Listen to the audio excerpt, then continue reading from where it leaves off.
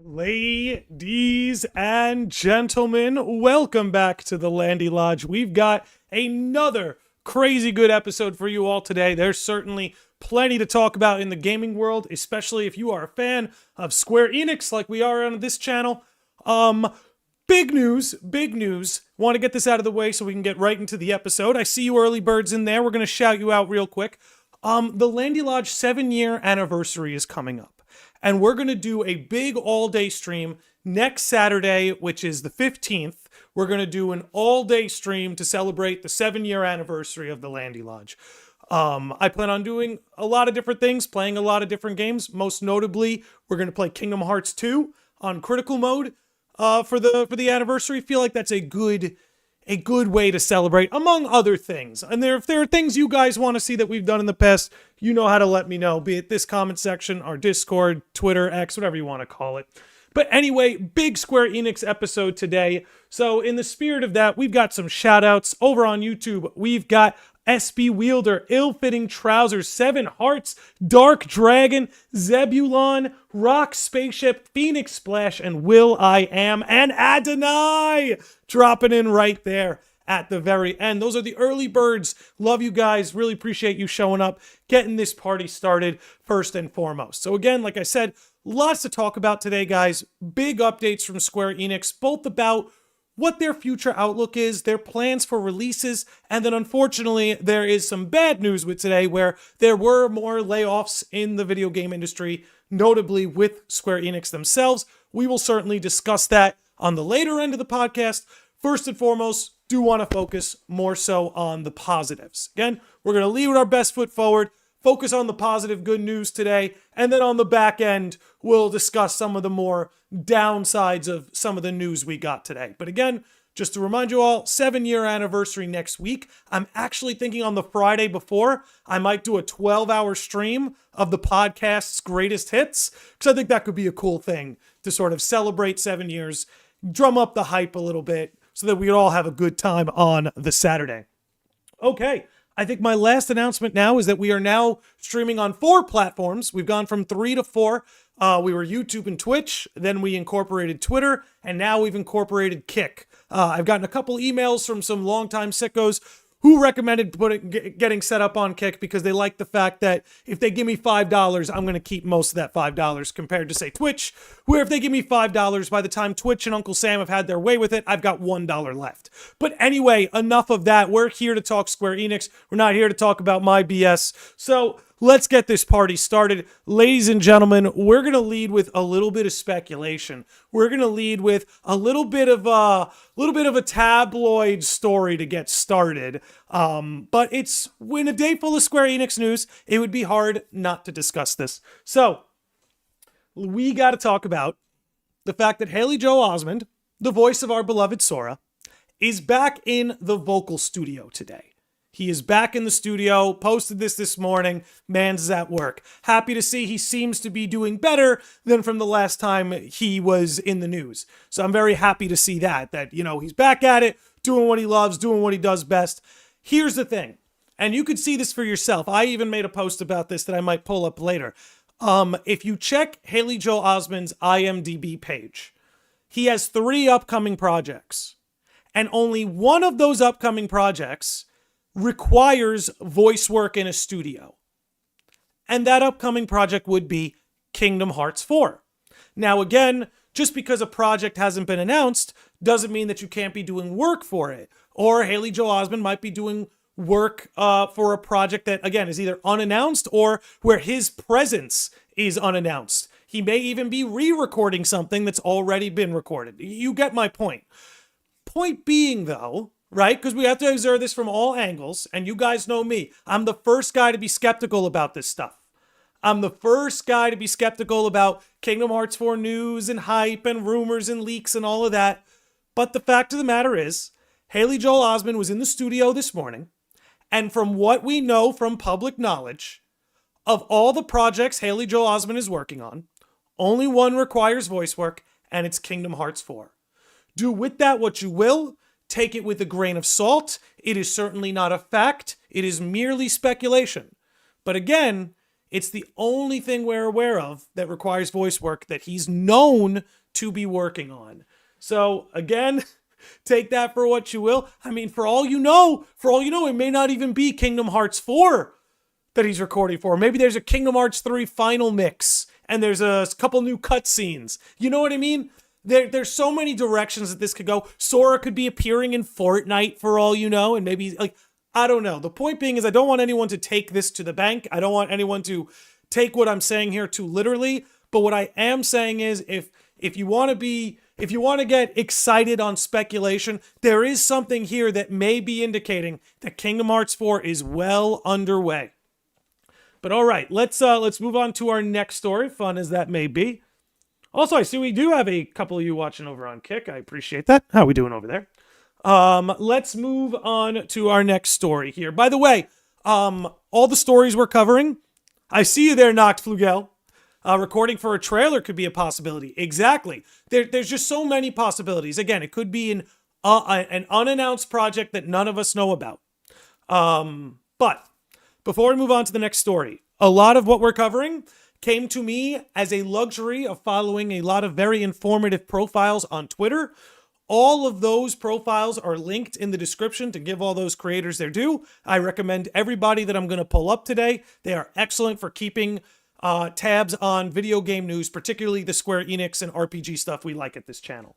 So with that said, familiar face that we cover often, Genki, who brings up, and again, a lot of this comes from sources that we're going to go over later, but that Square Enix, as we covered last year, is in the process of a major restructure, right? They're restructuring everything.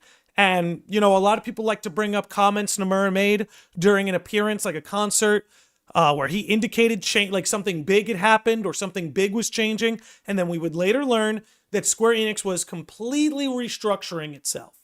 Now, that restructuring takes place over the course of years. It's not like you can wave a magic wand and restructure the whole company. So while this was announced, you know, close to maybe a year ago that they were going to be undergoing these sorts of changes and undergoing this sort of restructuring, the process of that restructuring is still going on, right? It's not like it was it was a decision, it was done, now they're restructured. That restructuring is still taking place.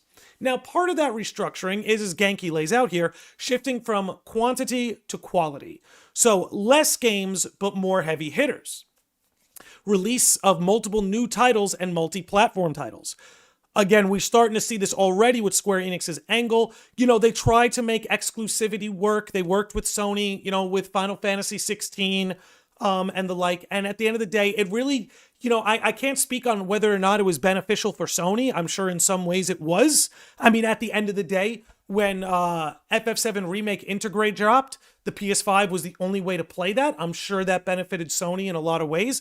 But the sort of limited platforms for these new Square Enix releases certainly has not benefited Square Enix. And there is data we're going to cover later in this episode that does indicate that specifically by expanding onto PC, they're already starting to see the fruits of that labor. They're already starting to see basically the benefits of now being multi-platform from day one, because PC gamers are a large chunk of the pie out there. You know, I know a lot of people where they don't have a PlayStation. They have like a Switch and they game on their PC.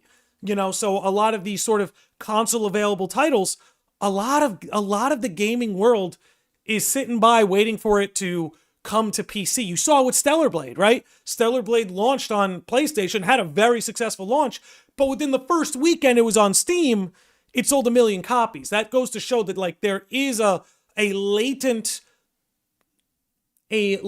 pocket of the gaming world that's accessing these consoles a year after the fact. And I think Square Enix is being smart in making sure that whether it's Nintendo, Microsoft, Sony, Steam, Epic Games, that the games that they release are just accessible for every kind of gamer to the fullest extent that they can, right? Noct says Sony did a poor job marketing the exclusive Square Enix games, not to mention the price tag for PS5 in Japan. Yeah, and this is kind of what I mean, where it's like it seemed to benefit Sony a lot more than it seemed to benefit Square. So I think Square is smart to see that it really wasn't giving them any good pulls, as you might say these days. So they moved on. Third part, consistent release of large-scale titles centered on key IPs. Hey, Will, over on Twitter, I see you, says there was also a delay on GTA 6 recently as well.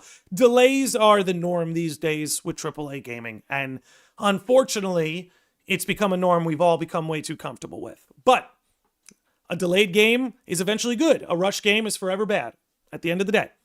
Now, this last part, consistent release of large-scale titles on central IPs, this is something Square Enix has been notoriously awful at. You guys know me. I love the devs of that company. I love a lot of their IPs, a lot of the work they put in, but they've been notoriously awful at this. Okay, there was like a 7-8 year gap between Final Fantasy 15 and Final Fantasy 16. That just can't happen, guys. That we can't be doing that. 7 to 8 years. Final Fantasy is your number one flagship title. And I know FF7 Remake dropped in between, and you had Final Fantasy 14 expansions, but you have to admit that when it comes to the Final Fantasy fan base, MMOs are very niche, right? A very particular type of Final Fantasy fan plays Final Fantasy 14, and in fact, there's a large chunk of FF14 players that aren't necessarily interested in other Final Fantasies. But so anyway, getting back to that, moving the lineage of mainline Final Fantasies forward, we can't have 7-8 year gaps between 15 and 16. You just can't do that. On top of that, a lot of you guys might relate out there, the same goes for Kingdom Hearts.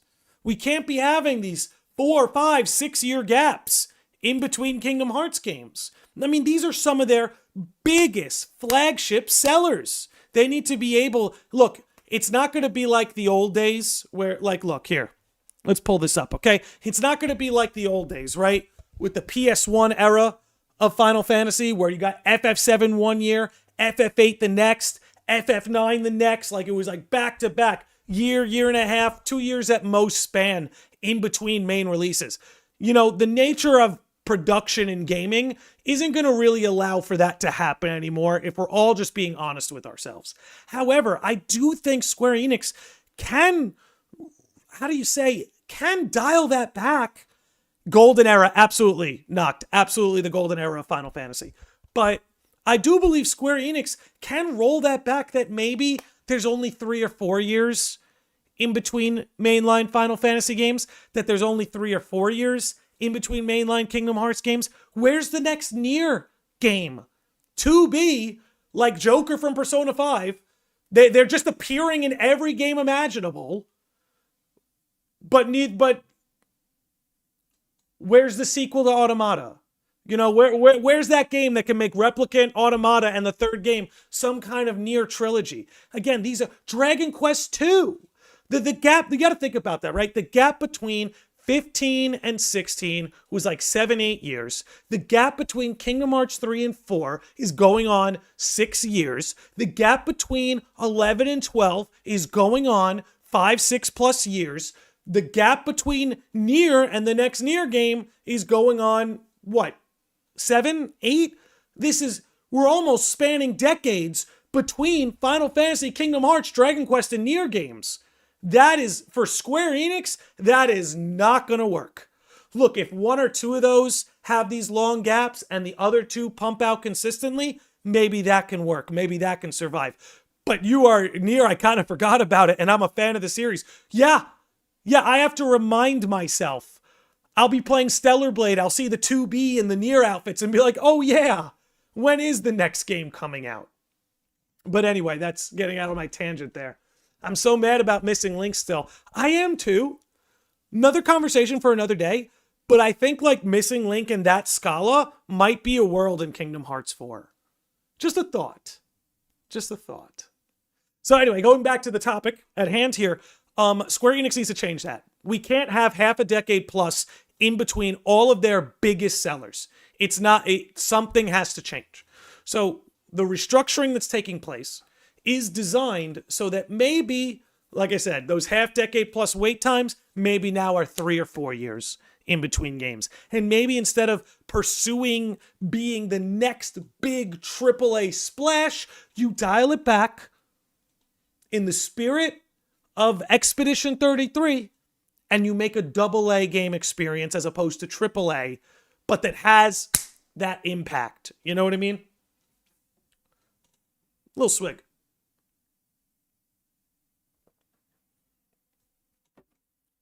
Andy says Kingdom Hearts was popping a lot of games back in the day. People will have to get used to waiting this long since games take more time to develop now. Yeah, I mean, and it's no wonder that things were just going better for Square Enix back then too. They were very, very intelligently reusing those assets in a way that they could still bring fresh experiences to the gamer, to the player, to the fan. I don't know why I just talked with that kind of prose, but anyway, now, look, we understand games take more time, but, you know, like I mentioned, those sort of time gaps we discussed just aren't going to fly. So again, they say here, establish a mid to long-term pipeline to achieve the shift from quantity to quality, aim to achieve stable launches of major titles centered on key IPs following the 3-year period of the current medium-term business plan. So, here's the part I wanted to talk about that kind of links it to our hook on the thumbnail and everything. So, what they're laying out here is fiscal year 2026, fiscal year 2027. So, let's focus here on fiscal year 2027 because this is where a lot of the action is. Fiscal year 2027 runs from April of 2026 to March of 2027. So, allow me to explain that again. Fiscal year 2027 runs from April 2026, this coming April, to March of 2027. So starting in April of 2026, Square Enix's plan is that we can expect the launch of several large-scale titles between April of 2026 and March of 2027. What they're also saying is the release of multiple new titles and multi-platform titles. So they obviously have large-scale titles planned and smaller-scale titles planned. Maybe it's Rebirth coming to Switch 2, things of that nature. Not trying to say it's anything too crazy like a New World Ends With You game. But I want us to focus right here. Launch of several large-scale titles between April of 2026 and March of 2027. Now, several, right? Like let's be a little semantic about the language, okay? Several indicates at the least more than a couple. It's not the launch of a large-scale title. It's not the launch of a couple large-scale titles.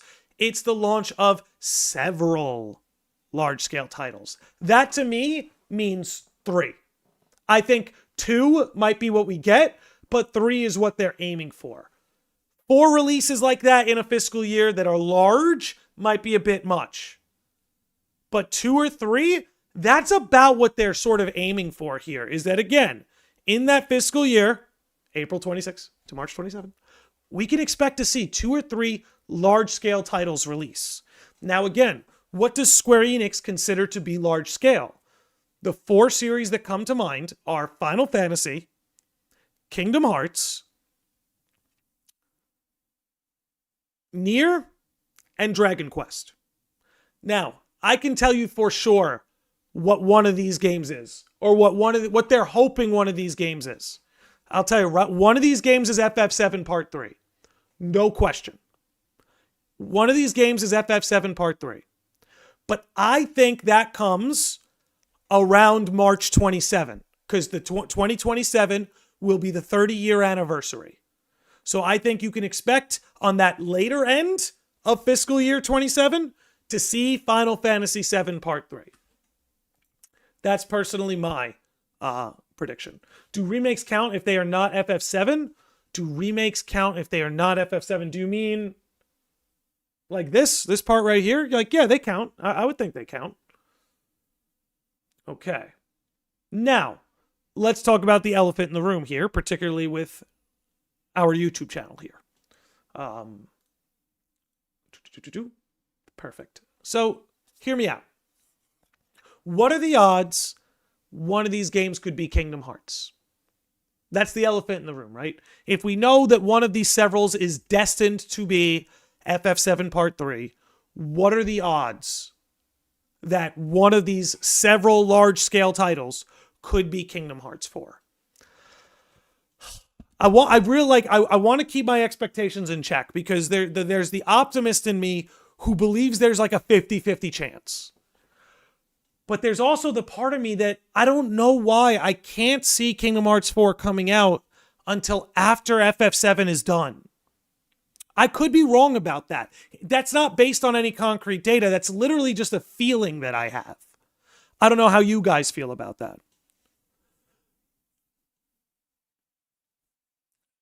But the fact of the matter is, there is another game on the table, Dragon Quest XII, that we're still waiting to see something from.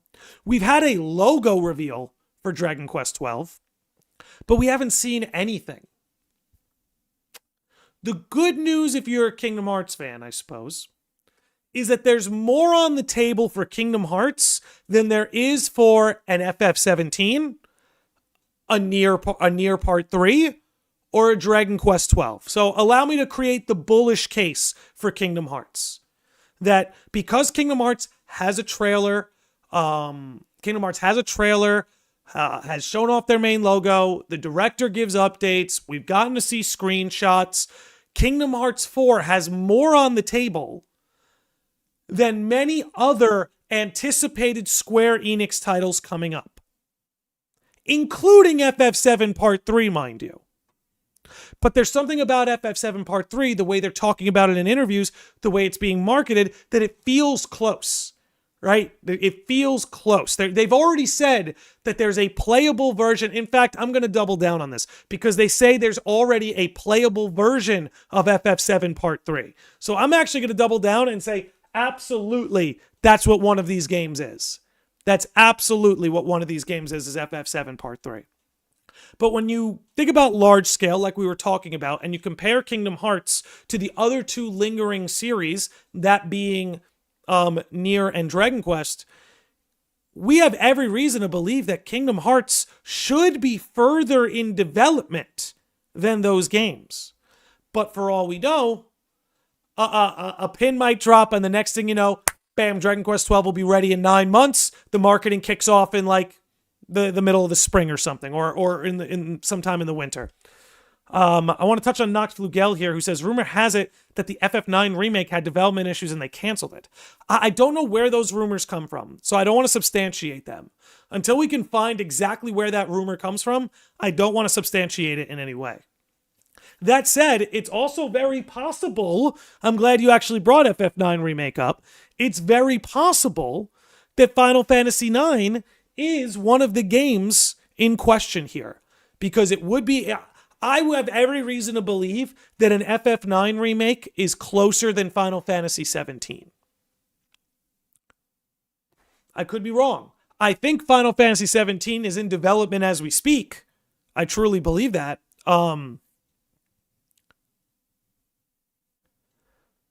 But I don't think we're going to see Final Fantasy 17 in this window. I think that can be safely ruled out. I think the Final Fantasy pillar will be fulfilled by FF7 Part 3 and maybe an FF9 remake. Hey, yo, we've got ourselves a $2 super chat from Lance the Master, who says FF7 fiscal 2027 and Cage 4 fiscal 2028, both technically 2027 games. I like that take. I think that's actually a very reasonable take. Would an FF14 expansion count? It absolutely would, Dark Dragon. I am glad you brought that up. It absolutely would. So I think you're right. Yes, you're right. One of these very likely would be an FF14 expansion. Because FF14 is the boon of Square Enix. We're going to talk about that a little more. But you are right. That is likely an FF14 expansion. Josh D says, Nate the hate, I believe, but Nate is spotty. Oh, I think you're responding to somebody in the chat. KH is held for after. Yeah, that's what I'm thinking, Josh. That's what I'm thinking. Vexa says, if Haley Joel Osment is recording KH4, the game might already be mostly done. The smartest thing Square could do with Kingdom Hearts, I'm telling you right now, the smartest thing Square could do with Kingdom Hearts is have a short marketing window. Stick Kingdom Hearts in the womb for 9 months. Put the marketing for 9 months. It's very weird I just said it like that. But for 9 months, that's just what I think of. But anyway, Give KH4 9 months of marketing to just explode. I don't think it needs more than that. I think KH3 suffered from too long of a marketing cycle, too much shown off, too much. Make it 6 to 9 months of KH4 frenzy, and it would pop off. Guarantee it. Judging by the schedule, FF14 is probably going to be end of next year. Yeah, based on how the expansions have been rolling up, I have no doubt. Now that honestly, two of three, let's just say 2 of 3 of that will be covered by FF14 expansion, FF7 Part 3. So that last slot is either going to belong to Nier, Kingdom Hearts, or Dragon Quest. And only time will tell. Okay, let's move on to the next story. We can come back to this because this is clearly the most exciting thing they announced, is sort of laying this out, letting us know that within the next 18 months, we can expect to see several large-scale titles. Nate the Hate is a Twitter leaker, Landy. Gotcha. Thank you. Now I know that. I try to stay away from leaks, so I'm always ignorant about that kind of stuff. All right, let's move on to the next story. Okay, so this one we can touch over briefly. Pretty much just shows that... Pretty sure it just shows off their multi-platform strategy, right? Like, in a sense, look, if we look at these games, if we look at this pocket of Square Enix's games, right? Here's this pocket of Square Enix. That all the sales were apparently disappointing for these games, but all the sales have been fire for these games. The multi-platform release is working. Because it's like I'm just happy that it's working. That's all that's really, there's not too much to dissect here. It's just showing you that now their last 4 releases, they've had a beautifully put multi-platform release. Only the Switch 2 one is a little bit delayed for Dragon Quest 3, but then again, they've had a very successful multi-platform release, and all 4 of these games, which were made with a slim budget compared to these, have sold well. I'm happy to report, and I believe it's this one, yes, that because of that, when we talk about the things we talk about and how they're doing this multi-platform strategy now, and that these games were made with a fraction of the budget as these games, happy to report, after years of this podcast, this show, us following this story, years of us literally having to fight off getting blackpilled because we're covering that Square Enix keeps losing money. For years, we've covered stories. The sales are disappointing. Operating income is down. Revenue is down. Profits are down. Console games are no longer profitable. We've been watching this absolute free fall for the last 2 years, covering it on this show. And I am happy to report that on November 6th, 2025, at the peak of all recorded human civilization, Square Enix reports that their console and PC games division has returned to profitability. Thank God. And thank all the hardworking people at Square Enix who made that possible. Because it was scary, man. I mean, look, at the end of the day, nothing lasts forever. Nothing in this world lasts forever. But I am a huge fan of a lot of these IPs, be it Kingdom Hearts, Final Fantasy, several of the Final Fantasies, Nier. You know, I want this to last. And I want it to last in a way that honors the past and strives for the future. And, you know, for a couple years there, guys, it got scary.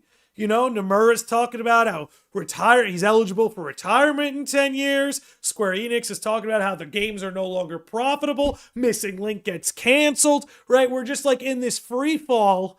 And then we finally get the news that the games, particularly the console PC division, the HD games division, is profitable. Because look, if you're new around here, maybe you may not be as familiar with this stuff. But for those of you that have been watching the show and following these stories as we've covered this, mobile games and Final Fantasy XIV have been carrying Square Enix for years, particularly Final Fantasy XIV. Final Fantasy XIV has been carrying Square Enix on its financial back for years now. Years. Mobile games have been pretty good for them too, but a lot of those mobile games that used to rake in cash, poof, they're gone now.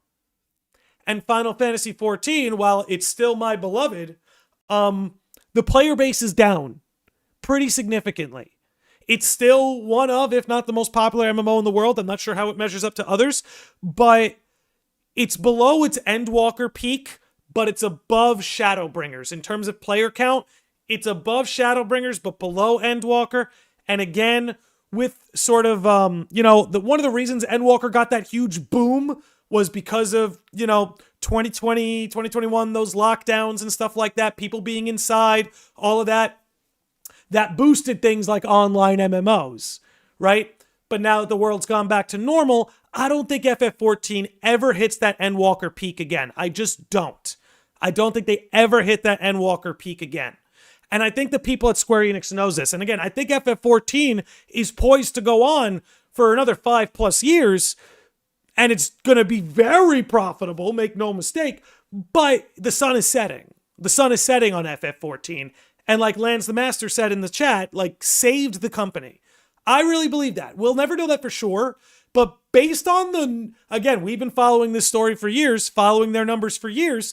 Based on their numbers over the last number of years, if not for Final Fantasy XIV, Square Enix might have sold off to another company. I'm not saying they'd be completely out of business. There'd be no Square Enix, but they probably would have sold to a buyer.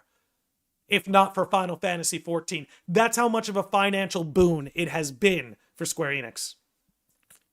That's pretty ironic considering how FF14 almost broke Square at release. The story of FF14 is a magnificent, unbelievable tale of triumph, death, and rebirth, both in its actual game's narrative and in the narrative of that game's development. It's very trippy, actually. But the story of FF14 is a wild one, and a lot of what you shared there, Sora9, sort of speaks to that point.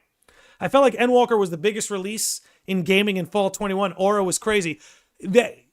I don't know if an MMO will ever achieve that again. And for me, it's going to be hard to beat the narratives of Shadowbringers and Endwalker. I think Shadowbringers Endwalker might actually be the ultimate peak of Final Fantasy narrative. Look, for me, to let you guys know where I'm coming from, for me, FF7 is up there, FF10 is up there, but right up there on top, Shadowbringers Endwalker, man. It's just tough to beat that. Okay. My dream would be they release offline versions of the stories eventually. I think they will, because honestly, Josh, they've done that with Final Fantasy XI. FF11 is still available to play, and I believe you can experience it full-fledged as a single-player experience. So I think in the long run, Josh, FF14 will be available in that capacity. But again, like I said, good news here. HD games back into profitability. Square Enix will not fade into becoming a mobile game pachinko machine IP farm. Let's move on. Okay, let's talk about some of those numbers. So Square Enix latest financial results.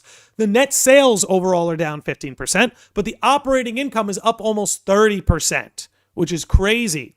HD Games net sales down due to decline in sales of new titles, compared to last year, which had Kingdom Hearts games on Steam. What up? But subsegment returned to profits due to lower development costs and advertising expenses. Allow me to say that again, and I will say, look, I'm gonna take a little hydration before I do this.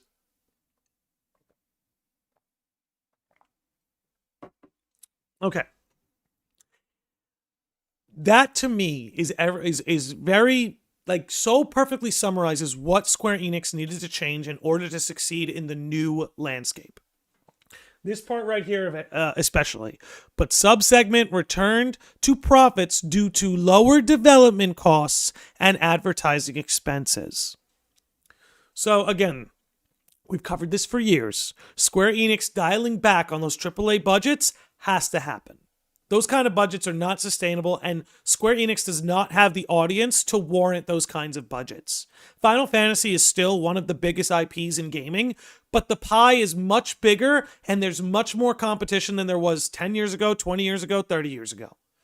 So they need to adjust and not think that just because they put a whole bunch of AAA money into a AAA experience that you're going to get those Call of Duty sales. It's not how it works. You have your audience and you need to adjust your development and advertising costs to the size of that audience.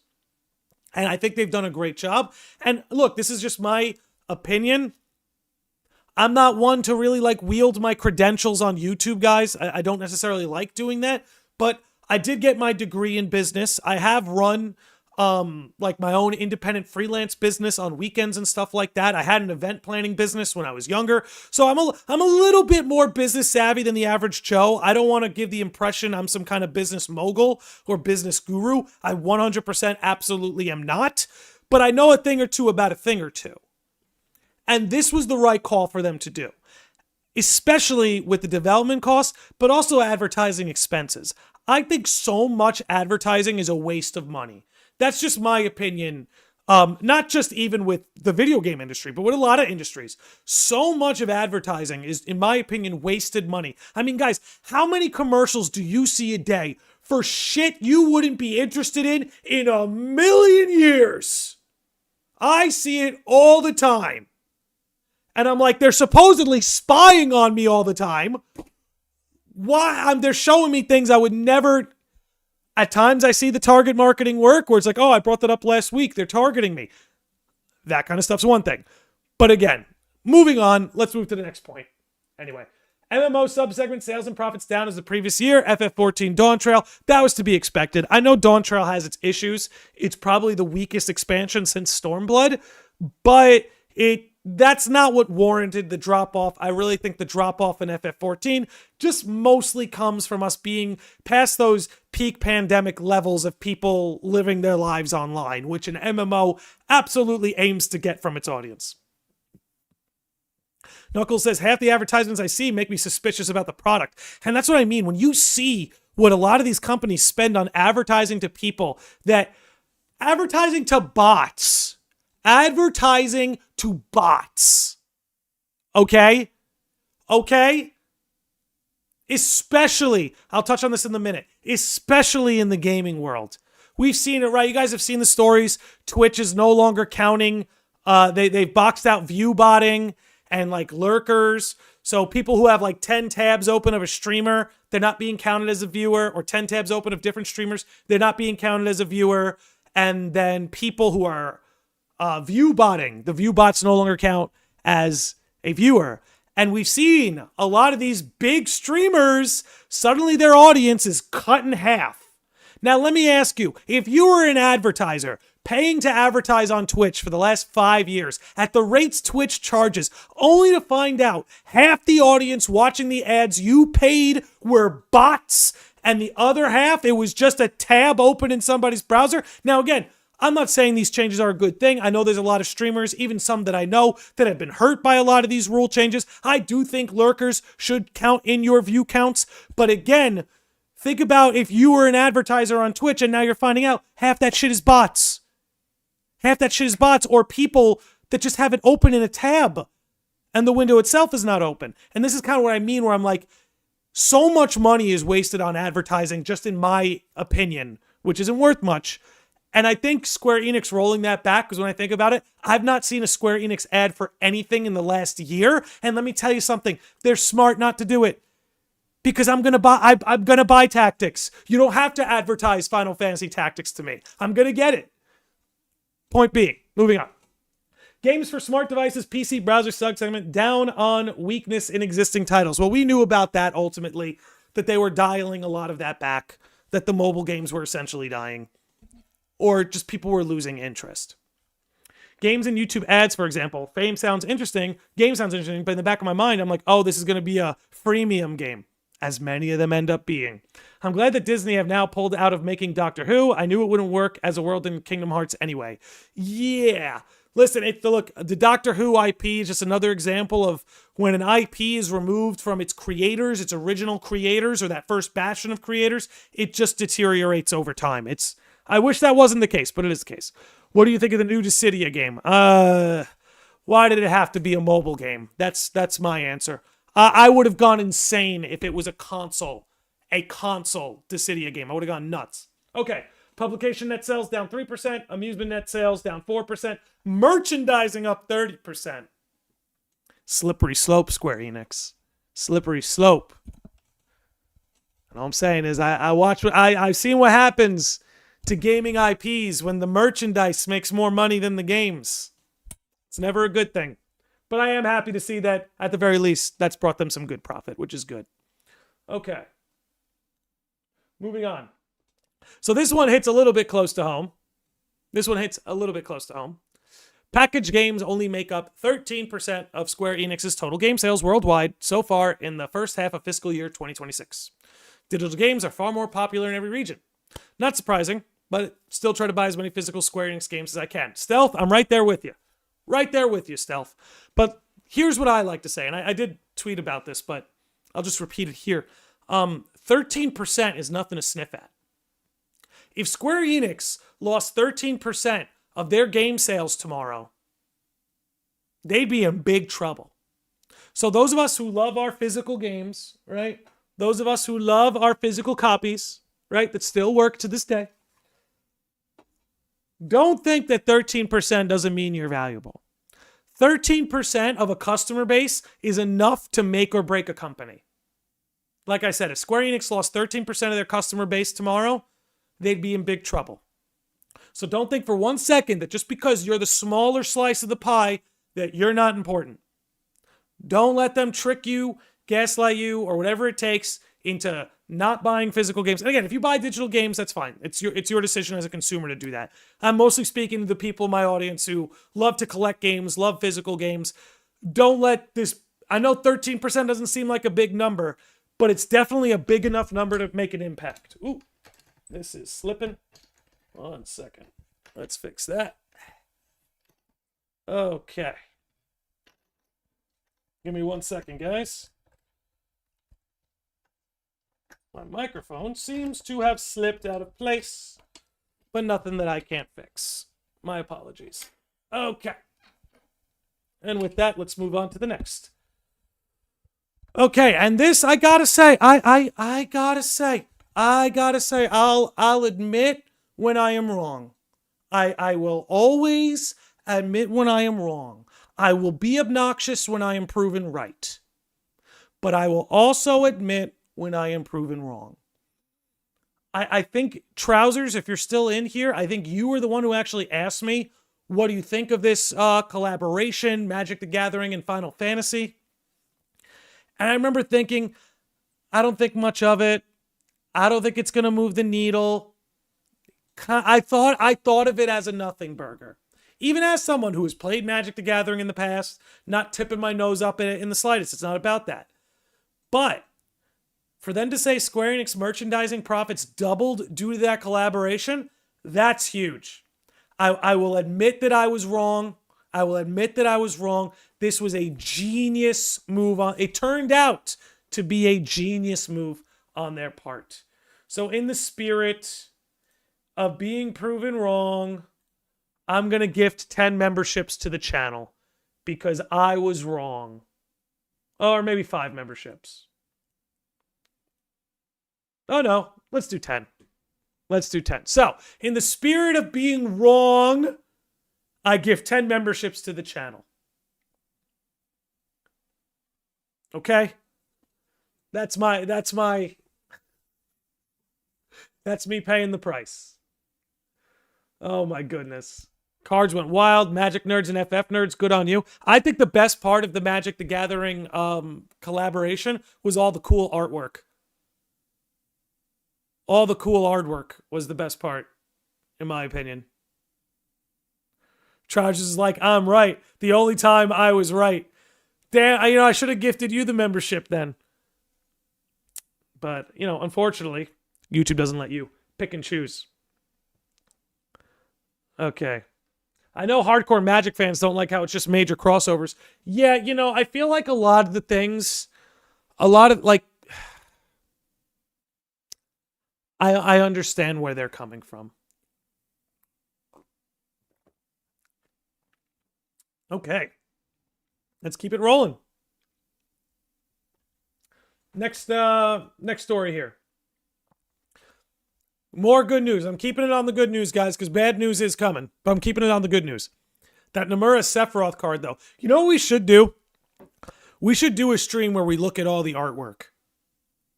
I think that could be a fun stream. Maybe we'll do that for the anniversary stream. Maybe for the anniversary stream, we'll pull up like our favorite artwork from that collaboration and talk about it. I felt bad I had to cancel earlier this year. Nice to get one back. Let me tell you, Josh, and this is going to be a Landy Lodge PSA before we continue today. We're going to do a little Landy Lodge PSA. I want to make something clear, guys. I want to make something incredibly clear. I am super appreciative of all of you who are memberships, subs, give super chats, all of you who support what we do here. I'm incredibly thankful for that. But I want to make something clear. If money is tight for you in the slightest, I should be the first thing off your budget. I want to make that clear. If money for you is tight in the slightest, knock me off your budget. Okay? I don't do any of this. In some ways, I consider it a part-time job, but I don't do this out of any need for money. I'm doing this because it's a healthy outlet to talk about these things. I've got a cool community in the chat who likes to talk about these things. It makes me happy to do it. I enjoy doing it, especially when I have the free time to do it. Money is not a motivator here. I, of course, welcome support. I'm not going to turn away from support, obviously, but it's not what we do here. So in the spirit of Josh Z, Josh, do not ever feel bad about canceling a membership. If you need $5 in your life, cancel the membership. Bottom line, I want you here hanging out. I don't want your money. I want you here hanging out. I want your opinion. I want your perspective. I want your takes. That's what I want. The money's a bonus.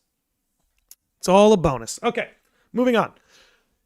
Some good news. Some good news in the spirit of it. Dragon Quest 1 and 2 HD remake, the #1 best-selling game in Japan, but I feel like that's a given. We know how much they love their Dragon Quest over there. Again, we're looking at 400,000 physical copies. And when you think about it, if physical copies make up 13%, if we do 13 times 8, I'm not going to do that math. But you're looking at millions and millions of copies, okay? You're looking at millions and millions of copies. Anyway, great news for them because these kind of games, they don't take a lot to produce, but they bring in millions and millions of copies sold and millions of dollars in revenue. These are the sorts of things that, in a way, look, and maybe this is a statement about the current state of gaming, but you know what? Yeah, maybe Dragon Quest 12, in a sense, has to be subsidized by these remasters. And not fully subsidized, but the truth is, these smaller games are just more profitable. You know what I mean?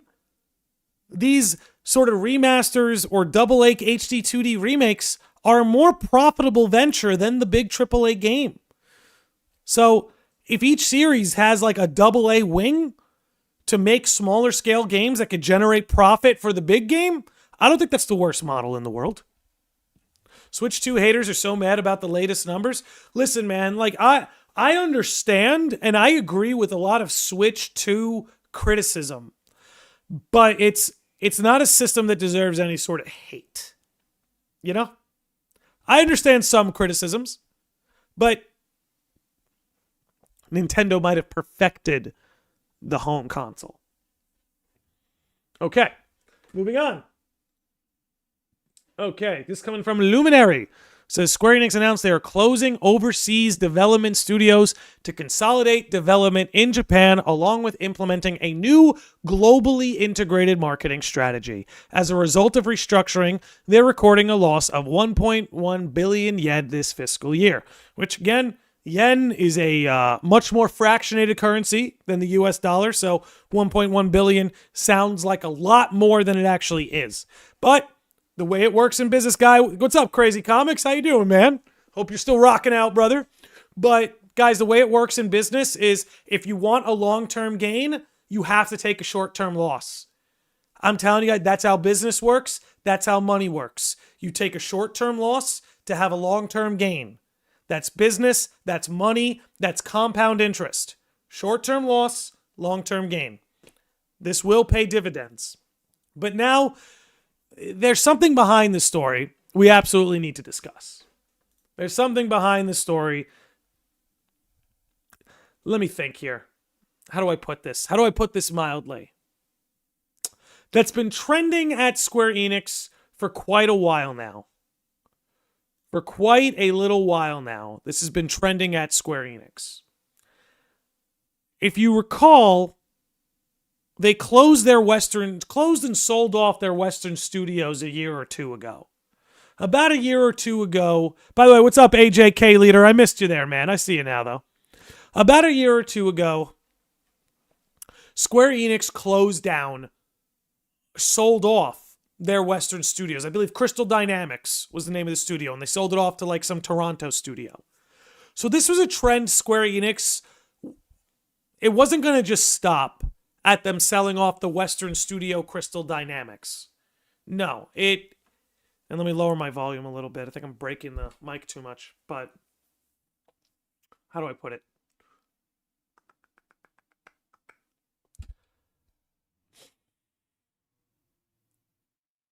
I want to be as kind as possible with what I'm about to say. Because you know what? Let me give a little context. Okay? Okay. You know what? Even before that, let's cover this first. Actually. Before I'm going to speak on what I was going to say about the marketing strategy, I suppose we really should touch on this story here today, which is the bad news. We talked about a lot of the good news. I front-loaded a lot of the good news. But here, about 1 hour into today's episode, it's time for us to finally talk about the bad news.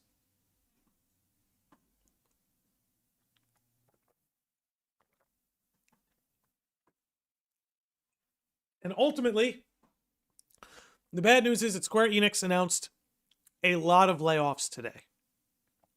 A lot of layoffs. As stated in this headline, nearly all areas of its Western business in an all-hands meeting earlier today.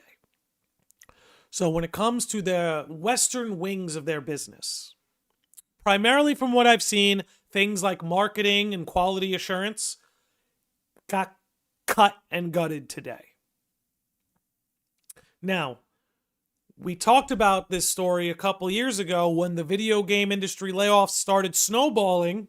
Okay, a couple years ago, a year or two ago, the Ubisoft layoffs, things like that. And again, this is why this channel, we've been singing the praises of Sandfall Interactive and Shift Up Studios, okay, the developers of Expedition 33 and the developers of Stellar Blade, because they're doing things in a way that they're hiring people. Okay? That out of the way. I know I pivot to that quite a bit on this show. I'm going to pivot away, get back here. When they sold off those Western studios, the writing was on the wall. When they sold off those Western studios, amidst all the video game industry layoffs, the writing was on the wall. We predicted something like this was coming. That Square not only was cutting off their Western studios, but that a lot of their Western operations were going to get cut. And from what we can see from today's story, that is exactly what happened. Now, I want to make something clear before I go on.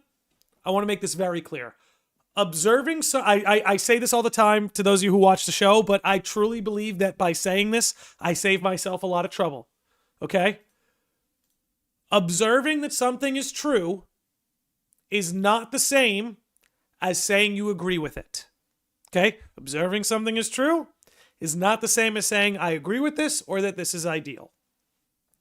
Now, I want to say, I do know several people who got cut from Square Enix today. I didn't have what I would say close relationships with anybody at Square Enix, but over the last year or so, I've had good relations with a handful of people, and thanks to them and their hard work and their generosity, Square Enix has sent me a number of free games over the last year or two. So I'm very thankful to a lot of these people who provided me with that opportunity. And, one of the free games they sent me was Romancing Saga 2, a game I would have never played in a million years, and ended up having a blast with it. Okay? So, some of the people that I knew and had worked with were the people cut today. A lot of these people I follow on Twitter, and they follow me. I take no joy or enjoyment in what happened. And I think it sucks, and I think it's a shame. That said, it was, in my opinion, obvious that something like this was coming. And I hate to say things like this, but given the financial records and the financial outlook that we've discussed at length on this show, if Square Enix as a company is going to survive, they have to slim down. That's just the bottom line. And look, there are good ways to slim down, bad ways to slim down. I'm not making a comment on what the right and wrong decisions are when it comes to slimming down.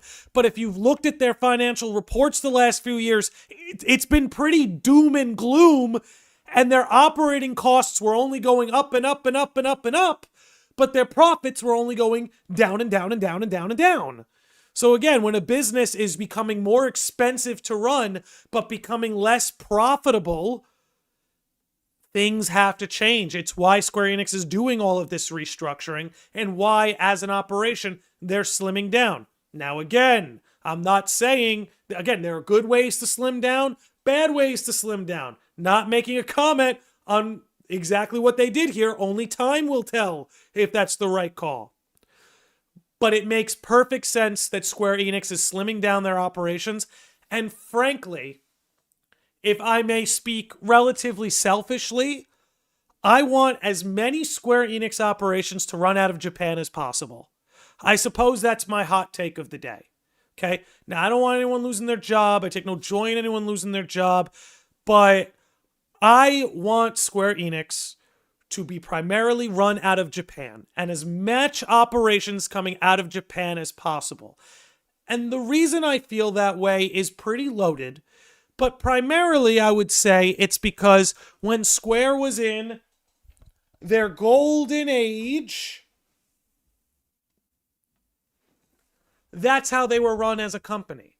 A company out of Japan, primarily focused on the Japanese market and their Japanese customers.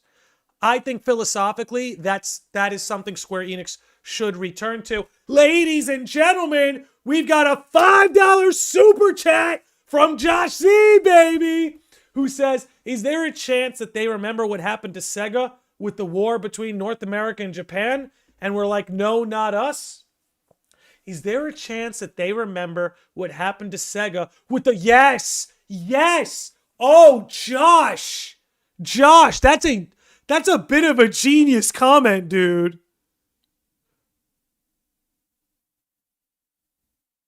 One second. Wife's picking up pizza on the way home. Just letting her know I love and appreciate her. Okay. But Josh, that's such a based comment, Josh. That is such a based comment. I'm going to read that again and allow me to explain it a little bit here. Josh said again, is there a chance that they remember what happened to Sega with the war between North America and Japan? And we're like, no, not us. So, Josh, you could feel free to fill in the blanks here. I'm going to try and give the audience some context. There's a reason Sonic the Hedgehog is no longer popular in Japan. And his audience primarily is here in the West. It's because ultimately, and without getting too much into it, there was a bit of a war between Sega of America and Sega of Japan. And what that's led to is, again, in a sense, a sort of severing of the company and its approach. And what it's led to, again, it hurt Sega tremendously. Do you know how big Sonic the Hedgehog would be if it maintained its Japanese audience, among other Sega franchises? And again, there's studios like Atlas which haven't lost their Japanese audience. But Josh, you could feel free to fill in those blanks. I'm not too well versed on what happened there, but I do know there was a bit of a severing between Sega of America and Sega of Japan, and the fallout of that has directly led to the fact that Sonic the Hedgehog is infinitely more popular in the West than he is in Japan. That Japan, in a sense, has fallen out of love with Sonic the Hedgehog.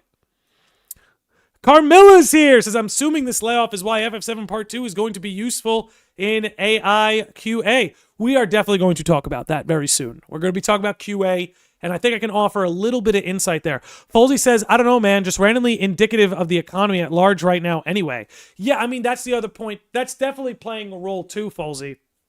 But I've got to be honest, even if things were economically better right now, I don't know how much that helps the video game industry. Because the truth is, the video game industry, and we've touched on this, and we'll touch on it a little bit more today, but they're completely over-leveraged, completely overinflated. There's a video game bubble that's bursting and popping right now.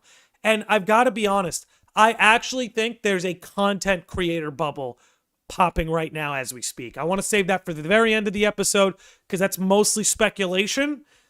But I'll return to that in a little bit. Basically, the two regions had a power struggle. Yeah, that's essentially what I was getting at. And yeah, I don't think Square Enix wants that. So again, this is based on looking at their financial numbers. This is based on looking at what Square Enix simply could not continue to go on the way they were operating. And a lot of this came from the let's just call it the lockdown boom. When the world was locked down, everybody went online. Video games as an industry exploded, man. And for Square Enix, they were dropping FF7 Remake around that time. They dropped Final Fantasy XIV, Shadowbringers, and Endwalker around that time. So they had a lot to gain from that boom. And from that boom, they expanded their operations. They hired more people, brought more people on. But here's the thing is booms don't last forever.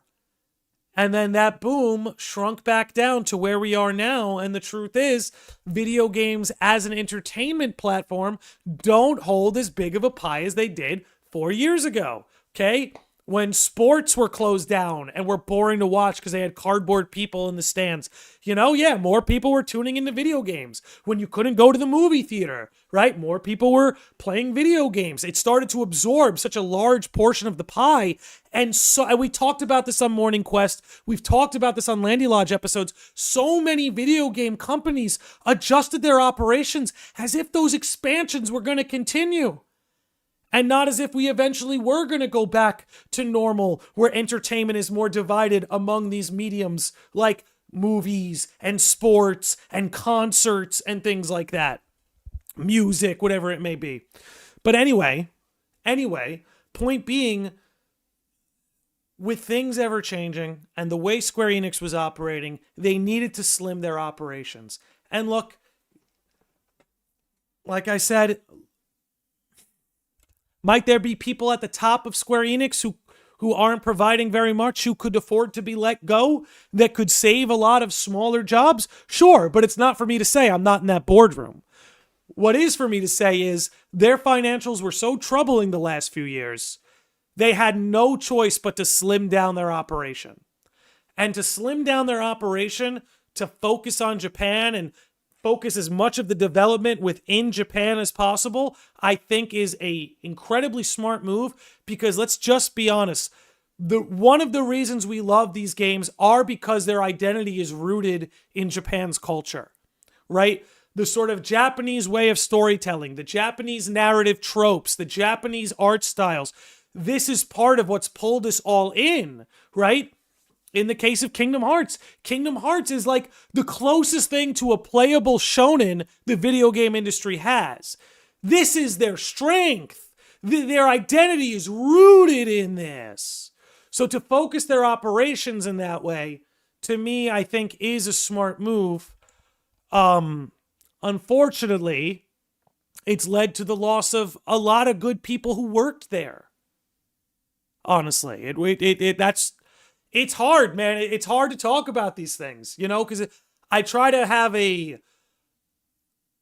nuanced a perspective as I can have on it, while also feeling bad for the people who lose out in this situation. Hey, yo, Dominic dropping in with a $10 super chat. It's good to see you, Landy. Much love to the Lodge. Dom, good to see you, man. Dom, you are one of the Lodge OGs, bro. You are one of the Lodge OGs. We appreciate you being here all these years. All right. Ironically, they still are more profitable than music and movies combined, which is strange, honestly. They're more profitable depending on your business operations. You know, a Dragon Quest HD 2D is more profitable than that, but Square's AAA games, up until recently, weren't profitable at all. Now, again, we'll talk a little bit more on the end about what I think some of these layoffs might be built around, because I think a lot of this content creation online stuff, the bubble on it's bursting, because like I said, it's been revealed that a lot of the interactions on the internet, no matter what platform you go to, okay? YouTube, Twitch, Twitter, no matter what platform you go to, there's so much of the activity is fueled by bots. So a lot of what used to lead to investment in these mediums, a lot of these investments are being pulled back because there's no guarantee these analytics are even real people. And of the ones that are real people, how many of them were even worth advertising to in the first place? So anyway, with this out of the way, I just want to say before we continue the conversation, I really feel for the people who lost their jobs today. Again, I know a few of them. Okay, I'm connected with a couple of them. I really feel for them. They were always very nice to deal with. Okay. But with that said, this shouldn't come as a surprise. If you've been following Square Enix's financials and the business moves they've been making over the last couple years, slowly but surely severing off their Western operations. I mean, if you listen to this show, you saw it coming. Okay. I want to move on to this story. Because this one here has been riling some people up. And I can understand why. But we're going to talk about it. Josh C says, that's why I will cherish the remake project forever, because we will never see anything like it again. Josh, you're right. And again, we've talked about it on the show. You and I have had back and forths about this, that like, hey, the development process and development culture that led to this FF7 trilogy, it's not coming back. And at least from Square Enix, like you're saying, Josh, we'll never see something like this again, something of this scale ever again.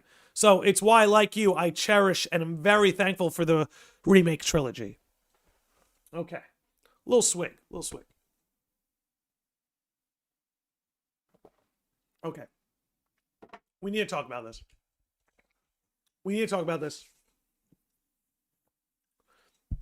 All right. Square Enix says it wants generative AI to be doing 70% of its quality assurance and debugging by the end of 2027. Now, oh man, generative AI. Those are dirty words on the internet in 2025, boy. Those are dirty words. And I understand why. Nobody wants to live in a world where the characters are designed by AI and the narrative was written by AI. And, you know, the music was all composed by AI. Nobody wants to live in that generative AI world. However, that's not what this is. This is not Square Enix saying that generative AI is going to design their characters. It's not them saying generative AI is going to write their narratives. It's not them saying generative AI is going to write the music, design all that. This is about quality assurance and debugging. Now, look, I'm going to be honest with you guys. Not creation, like Josh is saying. Now,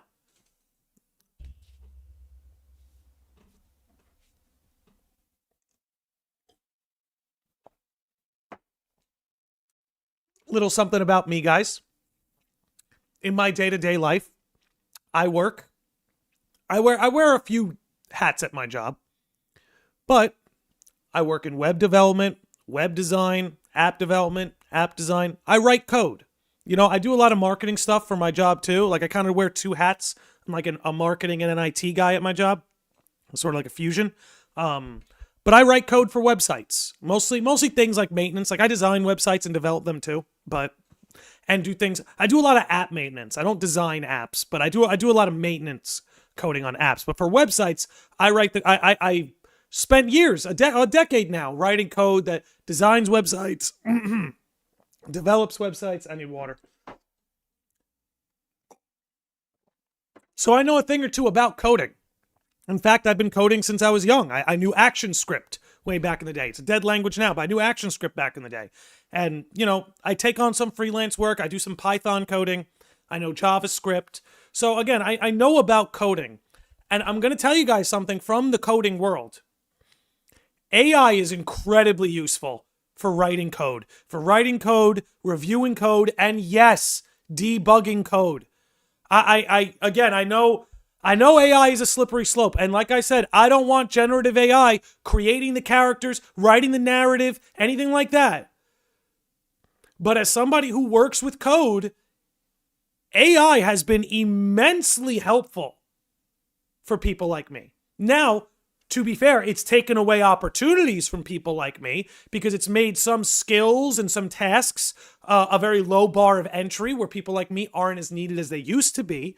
But in that same vein, it's helped me do more complex things that I wasn't capable of doing in the past. I have a similar degree, but I haven't done anything with it yet. It's funny. I didn't go to school for coding. I'm self-taught. Self-taught. Because I did it for fun when I was like 12, 13 years old, because I'm a freaking dork. But that's what I can say.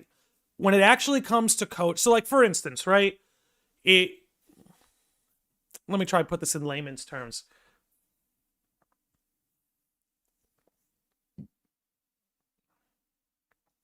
AI can't fully replace me as someone who writes code, at least not yet. But what it can do is what used to take a team of 10 now only needs a team of 5, a team of 4, a team of 3. Generative AI is fine in the technical world. It needs to stay out and far away, nowhere in the proximity at all within any creative space, and that's the biggest problem.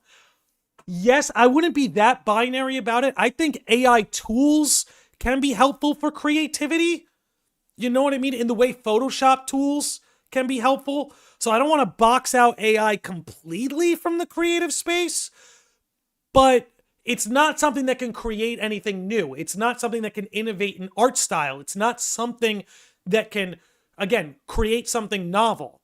I do think some AI tools can help creative people in their creative process. Like for me, I do a lot of writing. Like that's what I do before bed every night. I usually write for an hour. And AI has done a good job helping me keep my thoughts organized. It can't help me come up with what to write unless I blatantly want to plagiarize, but it can help me keep my thoughts organized as someone in creative writing. So I don't want to be too binary and like box the technology completely out, because I think it can help people with more clerical things and staying organized and keeping your ideas together. But I do agree with you. The overall sentiment, I want to make this clear before I keep babbling on and on here, is that I don't want AI to replace the primary creative processes here. Again, writing the narrative, creating the characters, so on and so forth. But again, as somebody who does work with code here and there, AI tools have been immensely helpful in productivity and efficiency. And there's no doubt about that. Here's the thing. Rebirth Lip Sync was AI. So was FF16. And that's my thing, right? Is like, all right, look, like, there are people who used to get paid to animate lip syncing, but now AI does an efficient enough job. Where's people crying for the lip sync animators? Here's kind of what I'm getting at. We're going to go into a little bit more of an existential conversation here. Okay? The whole thing is bigger than AI. And I've honestly wanted to do a full-blown podcast on this, a whole episode on the future of AI in gaming. This whole thing is bigger than AI. And what I mean by that is AI falls under the umbrella of automation. Okay? There's automation, and AI falls under that umbrella of automation. That's the bigger story going on. Now, I say I'm going to get a little existential here, try to be entertaining and informative. Automation has been a thing pretty much since the Industrial Revolution. Ever since we created the internal combustion engine, automation has been doing its thing for over 150 years at this point. And it's not going to stop. Automation will continue to flourish and will continue to automate tasks that otherwise were less productive, remedial, tedious, so on and so forth. Again, I want to make something clear, guys. Observing something is true is not the same as saying I support it. I want to make that clear before I keep going. Because again, I don't want to alienate anybody here. Although I suppose some of that is inevitable. Now, things like lip syncing. Let's be honest, guys. None of us were buying a video game because of the artistic nuance of the lip syncing. Right? Lip syncing was a more remedial, tedious, supplemental part of the video game narrative experience. But now there's an automated process through AI that is doing pretty much all the lip syncing you see in games now. And the lip syncing is actually quite good. And in fact, when you compare it to the lip syncing of 10, 15 years ago, particularly translating a Japanese game to an English game, it's doing an actual better job.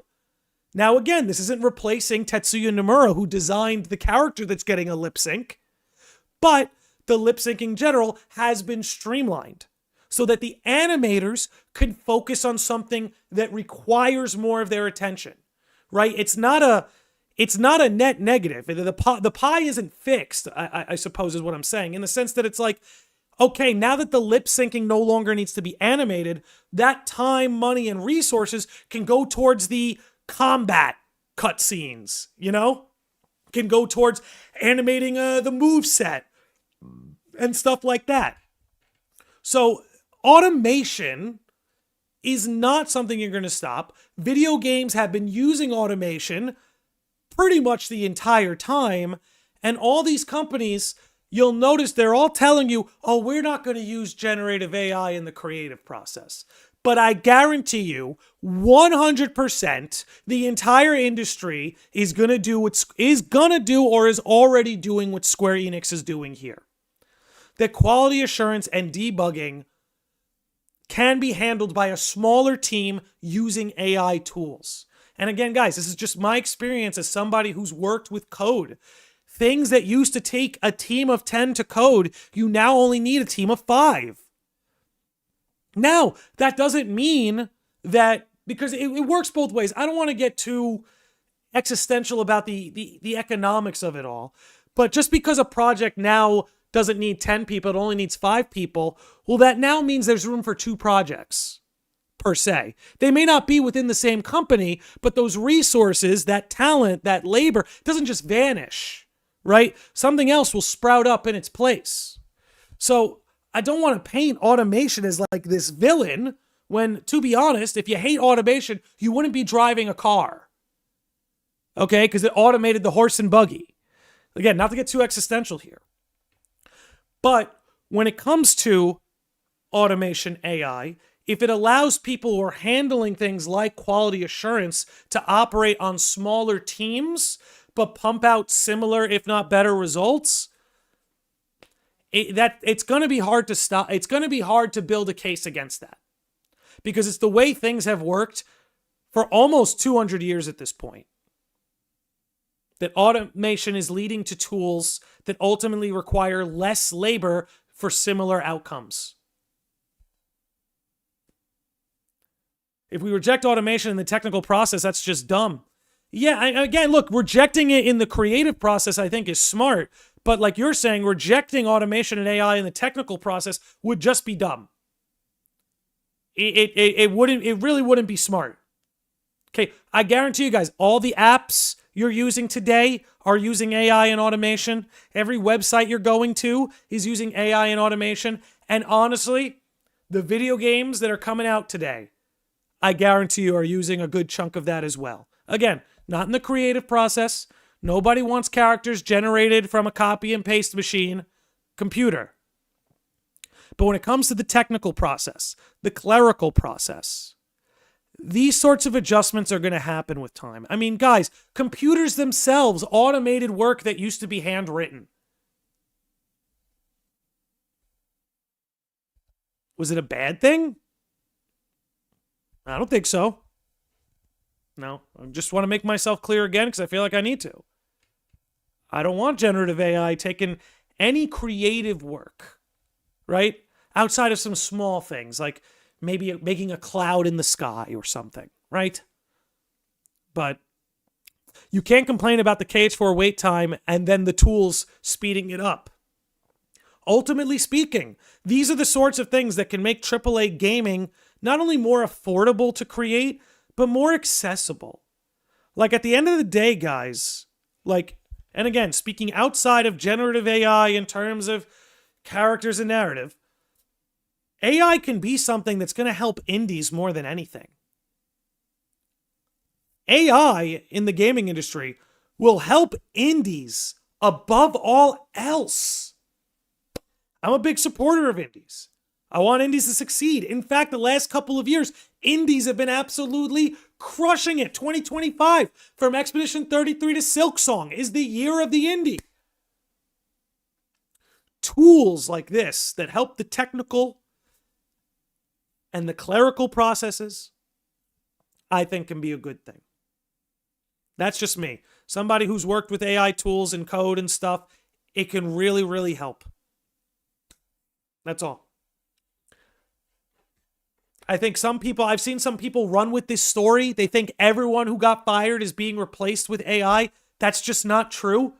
Like if you look into the story for 5 minutes, you can see that no, they're not replacing everyone they fired with AI. That's not the story. But yeah, the stuff that involves coding, guys, whether it's Square Enix or Capcom or Microsoft or Disney, if it involves computer code, AI is going to be used. I don't know what else to say. I can't even count how many indie games I want. Same. So I don't know. It's tough. It's tough. I know what I'm saying. It's tough. It's a tough world out there. I don't deny that. It's a tough world out there. But these processes requiring less people and these processes being more productive and efficient will help indies and small teams above all else. Above all else. I think the future of gaming is that, and again, this might take 20 plus years to manifest, but I think the future of gaming is you're going to have much fewer titans, right? You have some gaming like development titans, right? Like your Capcoms, you know? I think over time, you're going to see, for every one Capcom, there's going to be 5 Sandfall Interactives. For every one Ubisoft, there's going to be 10 Shift Ups. That's where this is going. You know what I mean? I know this can be scary in the transition where these big companies are downsizing, but what it also allows is for again, the big companies downsizing, it'll also help smaller companies either expand or become more productive and efficient. But let's move on now. I kind of covered all of this. And then this. And then I suppose I'll wrap up with, let's see, yeah, we're at like an hour and a half. Okay.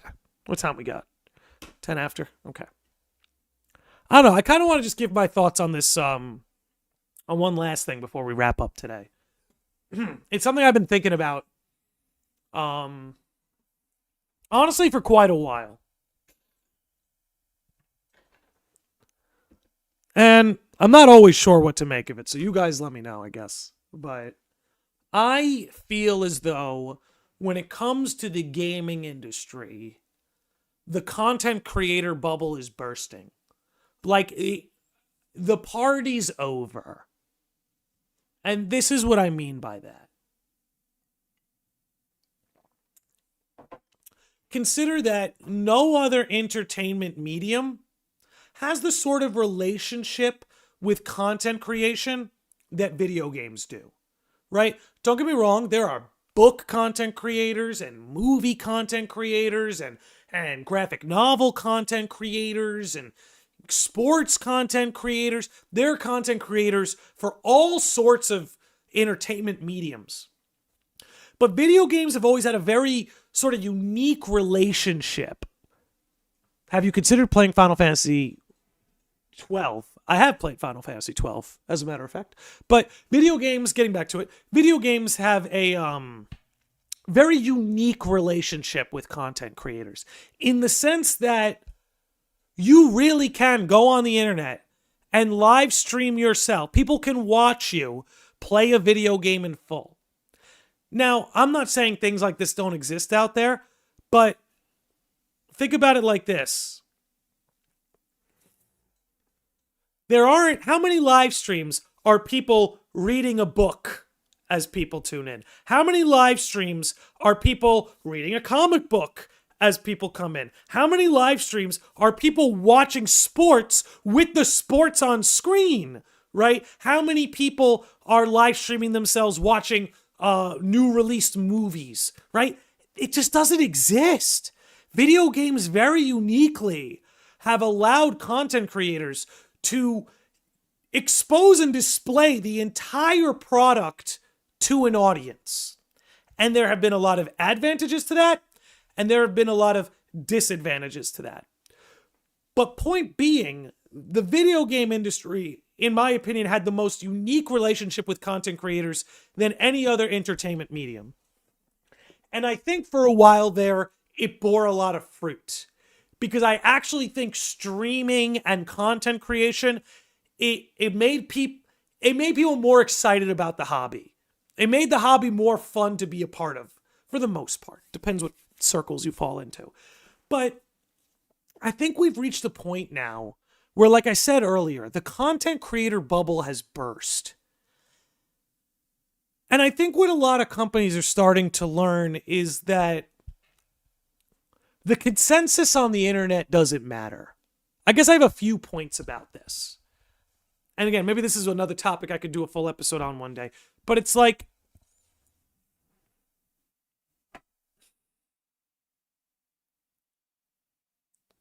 the novelty of it has faded. That's a start. The novelty of it has faded. Doesn't help that platforms like Twitch are just doing everything wrong, mind you. But getting back to the content creator bubble bursting, I think a lot of these companies put a lot of value into the internet consensus. That's what I was getting at. The internet consensus. Only to realize it doesn't mean anything. Internet discourse and internet consensus, it means nothing. And it's because the average gamer has no clue any of this shit is going on. Okay, look, I didn't have a lot of Kingdom Hearts fans growing up. I didn't have a lot of Kingdom Hearts fans growing up as friends, but I had several Final Fantasy fans as friends growing up. And these guys still play Final Fantasy to this day, but they don't know who the fuck Tetsuya Nomura is. They don't know who Yoshi P is. They don't know about some content creator's review of the game. The average gamer has no clue what's going on in all of these airwaves we all like to hang out in. It's completely non-indicative. If you only existed on the internet, you would think nobody played Power World, only for it to actually become a Pokemon competitor. You would have thought Power World was the most hated, and I've never played Power World. This isn't a comment on Power World, but you would have thought Power World was the most hated, despised thing the video game industry has ever seen if you only existed on the internet. And then you realize the game sold tens of millions of copies before it even fully launched, mind you. So I really think what's happened, and a result of some of the things that have happened today, because a lot of the people Square Enix laid off today were people that worked with and interfaced with content creators.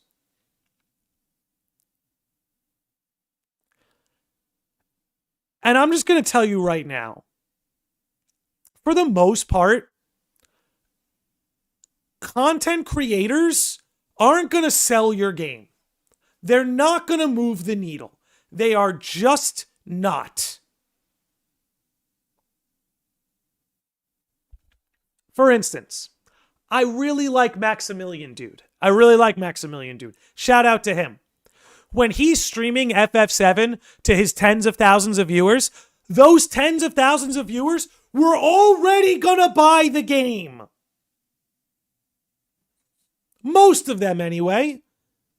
And I'm choosing him because he's probably the best content creator you can invest in if you're FF7. But the vast majority of those viewers were already going to buy the game. As Square Enix dished out free copy to all these creators, big and small, like myself, I'm a small creator. But let's be honest, I'm going to be honest. I remember somebody in the chat mentioning when I got FF16 on PC for free from Square Enix. Bless them for it. And I played it on stream. And I think there was one person who said, I'll buy it on PC. It looks great. And somebody bought it on PC. So by giving me a free copy, you got somebody else to buy a copy. You broke even. Let me explain this in another way. I do have a few friends now who are Kingdom Hearts fans. You know, I met them either like later in life or something like that, but they are Kingdom Hearts fans. And again, these are more casual gamers, but... And shout out to the two creators I'm about to name. Okay, shout out to them. Not a comment on them, but just shouting out to them here. Okay, I have friends, like my younger brother plays Kingdom Hearts now. You know, I've got friends that I met in college who play Kingdom Hearts pretty casually. You know, when I first moved out of my parents' home and lived in South Carolina, I met a couple people who played Kingdom Hearts that I'm still in touch with. Let me explain something to you. They have no idea who the fuck HMK or Gamers Joint is. They don't know who the fuck Sonny Novus or Landy Lodge is. I mean, they know who I am, but you get the point. Like, the average gamer doesn't know what's going on out here. They could be some of the biggest Kingdom Hearts fans in the world have no idea who anybody in the Kingdom Hearts space is. I think it was completely overestimated what streamers do for the games industry. I've got to be honest. The more I look around, and I'm not even trying to how do I put this? Because I'm appreciative of everything. Like, I also understand that with the people who were laid off today, I may not be getting free stuff from Square Enix anymore. And that's fine, by the way. I really don't care. Like, I'll pay for the games. I don't care. That's what's funny is they'd send me digital copies. I buy the physical copy anyway, you know? So they get my money either way. Point being, I think it was really over-leveraged what content creators can do for the video game space. I don't think we move the needle at all. The small ones most certainly don't move the needle at all, and the big ones barely move the needle. Because most of the people watching Max play Street Fighter were going to buy Street Fighter. Most of the people watching HMK play Kingdom Hearts 3 were going to buy Kingdom Hearts 3. Right? I think it was completely over-leveraged. Streamers' relationships with the video game industry. And this is just my opinion. I think you're going to see a future where only the big dudes, only the really big creators get perks. And I wouldn't even complain about that. You know, these companies got to do what they need to do at the end of the day. And I don't feel entitled to anything just because I have an audience of people who like to listen to me about certain games, you know? So I don't think I'm owed anything. I don't think I'm entitled to anything, you know? But how much does Square Enix get from giving free games to people like me? How much do they get by giving to creators with, you know, an audience, but an audience of people who are already interested in it, who were already interested? I don't know. It's just something I've been thinking about lately. Like, you know what got me thinking about it? Here's what got me to start thinking about it. Silk Song. So Silk Song dropped, right? Silk Song dropped. And I'm not just talking about like streamers. I'm talking about websites. Okay, I'm talking about websites. I'm talking about streamers. I'm talking about reviewers. Like, because I think they've misunderstood what people's relationship with content creators is. Here's an example. Here's a really good way I can say what I'm trying to say. I'm a big fan of Happy Console Gamer. I don't know if anybody out here knows who he is. Shout out to Happy Console Gamer. I'm a big fan of Happy Console Gamer. My wife and I, some mornings every week, we have coffee and we watch a Happy Console Gamer video. Really cool guy. very positive, talks about the latest games he's playing. His wife will come on and talk about some of the games they're playing. You know, it's a very wholesome show, very good to watch. And, you know, he's talking about all kinds of games, even games I would never have interest in playing, but I'll still listen to him. But here's the thing, guys. I've been watching creators like him and others for like 8 years now. Not one time has a creator like that reviewed a game that I didn't really care about, but then I watched them review it and they gave it such a good review. I was like, oh, I gotta get that game now. I gotta get that game. Happy Console Gamer really likes that game. I'm a fan of his. I gotta get the game now. That's not how it works. In fact, it almost works in the reverse, where if he's reviewing a game like FF7 Remake that I know I'm gonna buy, I tune in because I just want to hear his opinion because I think he's a cool guy.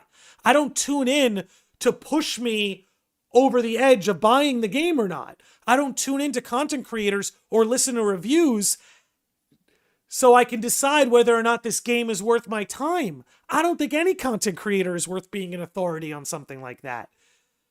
But I tune in about games I'm already interested in to see what people I'm interested in think of it. I don't go to creators to make up my mind. I don't go to creators so they can guide me as a consumer. I simply go to them because I'm interested in what they have to say.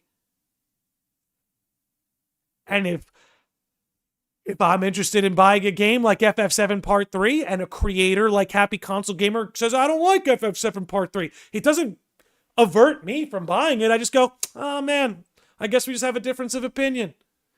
Like, I think this is being learned. I think this is being learned, you know? Because when you hire teams of people to go out there and link up with content creators, and a lot of different companies have teams like this, teams that link up and, you know, work with content creators and get them the free games, you know, do the promotions, do all of that. That's a lot of ground to cover. You know, you don't have to just cover the free copy of who you sold the game to.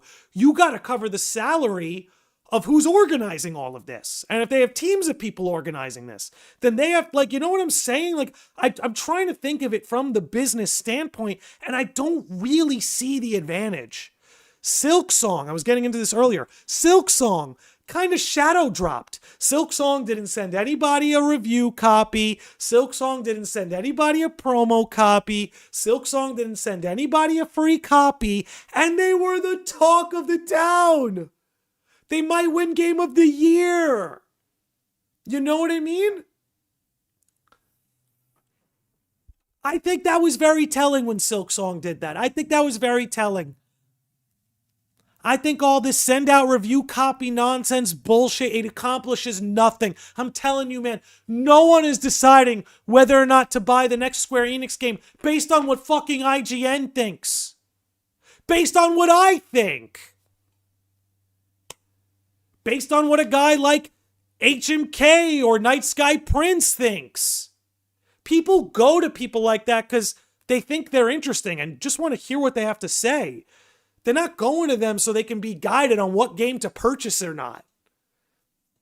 You know what I'm saying? Jordan K says, to be fair, sometimes I do watch review videos to see if it's worth the price of the game. Lately, I've been trying to see if the Nintendo Switch Mario & Luigi Superstar Saga game is worth it. Look, I'm not saying there aren't people out there like this, right? This is kind of my point earlier, is I don't deny that the exception to what I'm talking about exists. I'm just not sure enough of it exists to move the needle.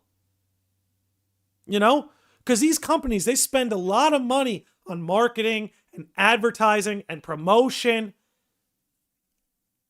And with everything we're learning in the last year, how much of Twitch was bots? How much of Twitch was bots, man? How many people who were considered to be these like gigantic generational streamers? It turns out over half their audience was bullshit. So you paid top dollar, put out the free copy, thinking you were advertising to tens of thousands of people, but what you paid for was actually like 30% of what you thought you were getting. Because that's the other problem, is internet numbers are so flaky. I feel like this is changing. And I'm looking at Square Enix, and I think this is changing within them. I think Square Enix still will work with content creators. I think Square Enix still will dish out free copies. But I think it's only for the big boys and girls. I think it's only for the big boys and girls now. And that's okay. Again, I'm not complaining. I'm not fucking complaining. But that's just what I think. Honestly, the times where I have been influenced to buy a game was when they weren't being paid to do it. That's the other problem, too, is like people aren't stupid, man. People aren't stupid. If you send somebody a free copy, you're obviously going to have a generous view on the game. If you didn't like it, you might give it a 7 out of 10 and use really soft language. But do you know how many times... let me tell you something. Do you know how many times I've seen content creators, ones that I know, who get the free copy, they put their review on YouTube, they say, it was a 9 out of 10, but then you go watch them on Twitter, and they're shit talking how awful the game is.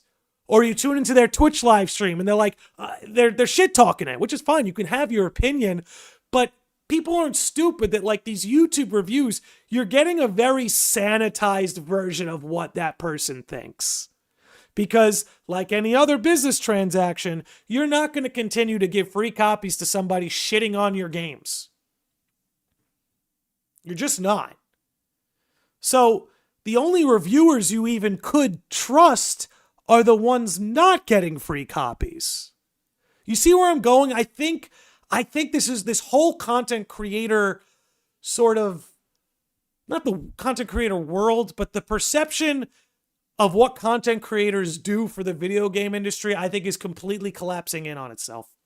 I don't want to talk about it too much longer. I want to keep this as focused on the Square Enix stories as possible before we wrap up today, but that's just my take, guys. I don't know. I'm open to what other people think, but I just think that there was an overestimation of what content creators are, what they do, and whether or not they can move the needle.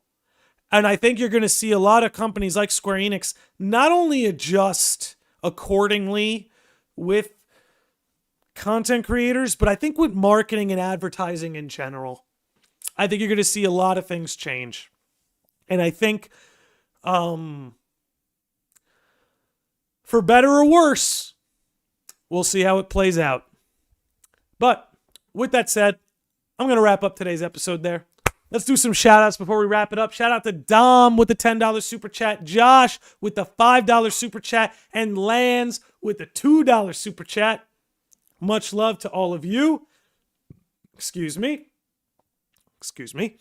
Yep, let me check over on Twitch. Knockflugel says, Landy, I'm the same as you. My 12-year-old nephew, however, got into Ace Attorney just because he saw someone play it on YouTube. Kids these days get interested in games when they see a game is popular on YouTube. Yeah. But the funny thing is, kids don't ever spend their own money. Now, do they? But that's a good point. But you know, Noct, it's funny you bring that up. I'll save it for another day, but I'll close this. I'll close my closing thought for today's stream. My closing thought.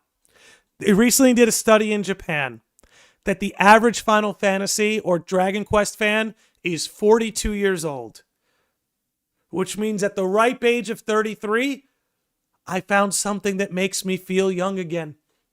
So, with that said, thanks for hanging out, sickos and normies. This is another great episode. Love you all. Look forward to seeing you this weekend for a stream. Next weekend, we got some podcasts on the anniversary stream. But until then, I will see you all next time.